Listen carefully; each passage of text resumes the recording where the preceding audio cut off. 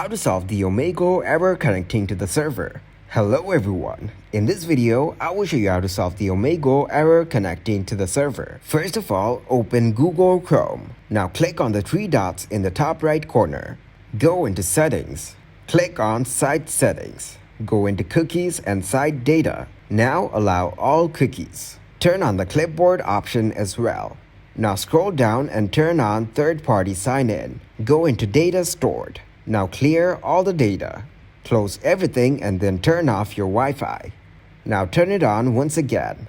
Go into Google Chrome History and then clear the history.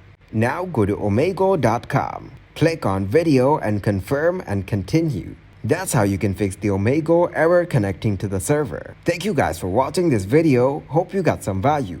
Make sure to like the video and subscribe to the channel to get notified for new videos.